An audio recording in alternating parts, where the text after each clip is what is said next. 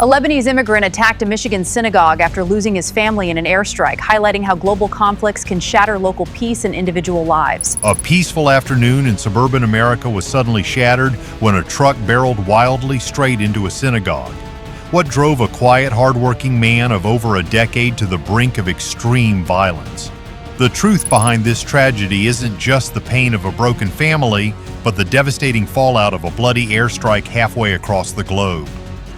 What really happened to Ayman Ghazali, and what was the straw that broke the camel's back? Let's pull back the curtain on this heartbreaking mystery.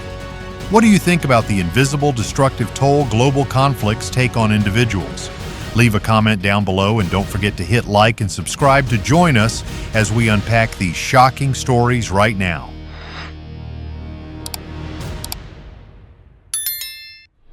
By driving a truck straight into the sacred grounds of a synagogue, followed by deafening explosions, this incident has left a deep wound in the heart of the community. Security forces had to intervene swiftly to prevent even worse consequences, and the ordeal ended with the man's own death. However, as the layers of secrecy were gradually peeled back through investigations, the root causes of this act truly leave us stunned and reflecting. Behind that explosion of violence lies a tear-jerking tragedy that unfolded thousands of miles away from the U.S. on the other side of the hemisphere.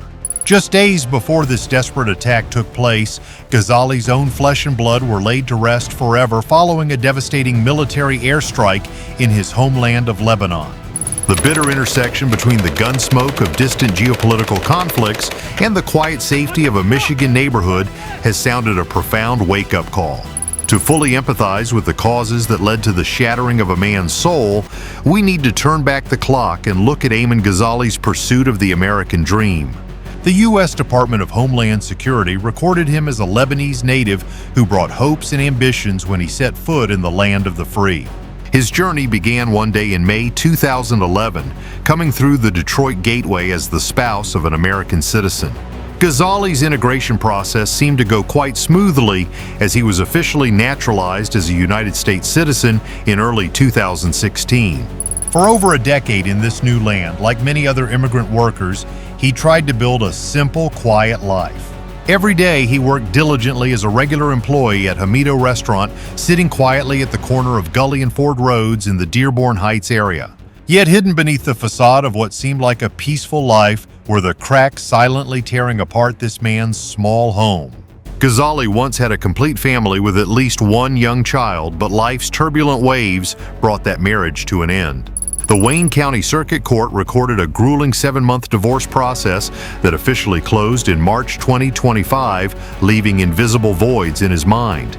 The daily rhythm of a person's life is sometimes sketched through tiny details that carry a strangely haunting weight. Right after the day of the horrific attack outside Ghazali's home in Dearborn Heights, a package with his name on it could still be seen resting quietly on the front porch. That detail serves as a heartbreaking, somber note, a testament to an ongoing normal life suddenly cut short by the fierce, unpredictable twists of fate. The straw that broke the camel's back, pushing a normal person into the abyss of extremism, was the agonizing pain of losing his most beloved blood relatives. Information from local officials in Mashkara painted an utterly tragic picture when the Israeli military launched a devastating airstrike in early March. In an instant, Ghazali's two biological brothers, Qasim and Ibrahim, along with Ibrahim's two young children, were wiped from the face of the earth. That pain became even more gut-wrenching as the tragedy struck during the family's most sacred moment, right as they were gathered together. The Iftar meal during Ramadan, traditionally a symbol of peace, reunion, and purity in the Islamic faith, turned into a bloodbath of separation. Those innocent people were just ordinary workers like a soccer coach or a school bus driver picking up kids every day. Ibrahim's wife also fell victim to this violent attack, suffering severe injuries and fighting for her life day by day in a hospital bed.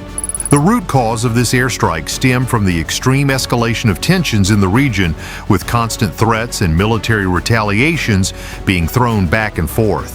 It is these power struggles and political assassinations that have created tsunamis of violence, washing away the peaceful lives of countless innocent civilians.